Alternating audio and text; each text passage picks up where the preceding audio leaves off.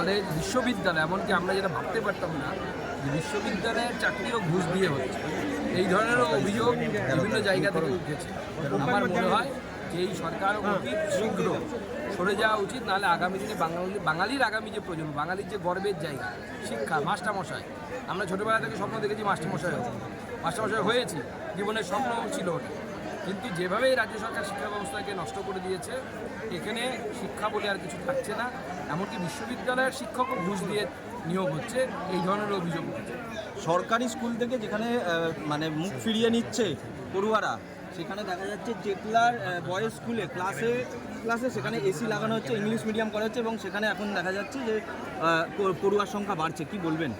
দেখুন, উপযুক্ত ব্যবস্থা নিলে পরে পড়ুয়ার সংখ্যা বাড়বে সরকারি, কিন্তু সরকারি স্কুলে পড়াতে গেলে যে সমস্যার সম্মুখীন হচ্ছে গার্জেন, সেই সমস্যাগুলোর যদি সমাধান আমরা করতে না পারি। আমি আমার বড় মেয়েকে সরকারি স্কুলে ভর্তি করেছি, ইংলিশ মিডিয়াম, পশ্চিমবঙ্গ সরকারের বই, ইংলিশ মিডিয়ামের বইই পেলাম না, বাধ্য হলাম আমি পরবর্তী সময় তাকে প্রাইভেট স্কুলে ভর্তি স্থানান্তরিত করতে।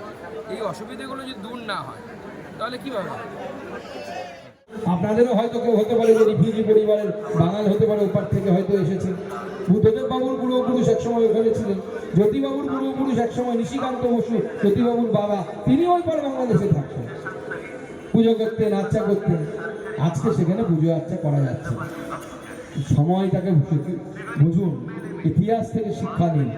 যে জাতি ইতিহাস থেকে শেখে না, সেই জাতিকে ইতিহাসও মনে রাখে না। বাঙালির এটা বড় দুর্ভাগ্য, বাঙালি ইতিহাস থেকে শেখে না, বাঙালি ইতিহাস থেকে ইতিহাসকে মনে রাখে না। তাই বাঙালিকে ইতিহাসকে মনে রাখতে হবে, ইতিহাস থেকে আমাদেরকে সকলকে শিক্ষা নিতে হবে। আর বাড়ির ছোট ছোট বাচ্চা কাচ্চা যারা আছে, আমার একটা ছোট্ট মেয়ে আছে, আমি তাকেও নিয়ে গেছিলাম ওই মহাকুম্ভে ডুব দেওয়ার জন্য। চল বেটা, তুই এখানে তুই ডুব দে, সংস্কৃতিটা শেখ। এদেরকে শেখাতে হবে ধর্ম কি, কেন আমরা এগুলো পালন করছি, কেন গঙ্গায় ডুব দেওয়াকে পুণ্যের কাজ মনে করা হয়, কেন আমরা কুম্ভে যাচ্ছি, ত্রিবেণী কুম্ভে যাচ্ছি, মহাপ্রয়াগে যাচ্ছি। এই মহান সংস্কৃতি, এই মহান সংস্কৃতিকে বহন করে নিয়ে যাওয়ার জন্য, আগামী দিনে সামনের দিকে নিয়ে যাওয়ার জন্য আমরা সকলে একত্রিত হই। এবং মনে রাখবেন, যে জাতি তার নিজের ধর্মকে, যেমন আমাদের শাস্ত্রে বলে গেছে, নিজের ধর্মকে বাঁচানোর চেষ্টা করে না, সেই ধর্ম সেই জাতিকে বাঁচায় না। ভগবান শ্রীকৃষ্ণ নিজে গীতাতে বলে গেছে। আমরা মহাভারত দেখছি, গীতা পড়ছি, কিন্তু শিখছি না। আমরা গীতা, যদি আমরা রামায়ণ মহাভারত দেখে থাকি, ভগবান শ্রীকৃষ্ণ সেখানে বলছেন কুরুক্ষেত্রের যুদ্ধ, কৌরব পাণ্ডব সামনাসামনি এসে গেছে। তো কুরুক্ষেত্রের যুদ্ধে ভগবান শ্রীকৃষ্ণ তো সুদর্শনকে ডাকতে পারতো, বাবা সুদর্শন তুমি এসো, যাও কৌরবদের সবার গলা কেটে দিয়ে তুমি চলে এসো। 5 মিনিটের যুদ্ধ শেষ, খেল খতম, পয়সা হজম। তো ভগবান শ্রীকৃষ্ণ তো সেটা করলেন না। ভগবান শ্রীকৃষ্ণ কি বললেন? অর্জুনকে নিয়ে গেলেন মাঠের মাঝখানে এবং কুরুক্ষেত্রের যুদ্ধে বললেন, আমি অস্ত্র ধারণ করব না। কেন?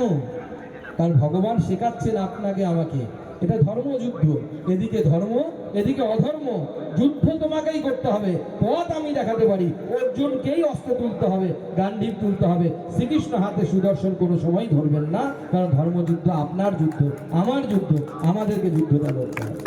ভগবান নিজে দেখিয়ে গেছে।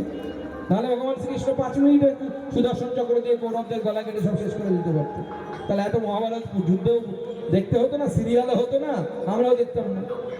ভগবান শ্রীকৃষ্ণ আমাদের প্রত্যেকটি শাস্ত্র আমাদেরকে যা শেখাচ্ছে তা থেকে শিখুন, নাহলে আগামী প্রজন্মে আমাদের বাচ্চাদের, আমাদের মেয়েদের, বাংলাদেশের মহিলাদের মতো স্মৃতি যেন না হয়, গ্রেট ক্যালকাটা কিলিংসের মতো স্মৃতি যেন আবার ফিরে না আসে, সেই বিষয়ে আমাদের চিন্তা ভাবনা করা উচিত। এবং তবেই আমাদের এই ধর্ম রক্ষা পাবে। নাহলে 700 বছর পর যেমন ত্রিবেণী আবার শুরু করতে হয়েছিল, আবার এক সময় হয়তো ত্রিবেণী বন্ধ হয়ে যাবে, যদি না আমরা আমাদের ভুল থেকে শিখি। তখন আমরা এক ছিলাম না, সম্ভবত এখানে ইখতিয়ার উদ্দিন খেলজি এসে বন্ধ করে দিয়েছিল তার আক্রমণের ফলে। তখনও এক ছিলাম না, এখনো এক নই। আমরা হিন্দুরা এক হতে পারি না। হিন্দুদেরকে এক করা মানে বলে কাঁকড়াকে দূরে এক জায়গায় রাখা, উঠতে গেলে আরেকজনকে টান দিয়ে পিছনে নিচে নামিয়ে দেবে পা ধরে টেনে।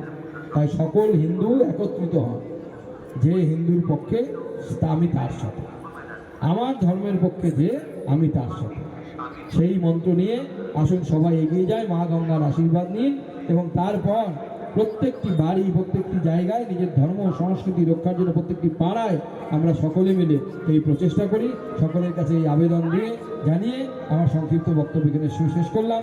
আপনারা সবাই ভালো থাকবেন।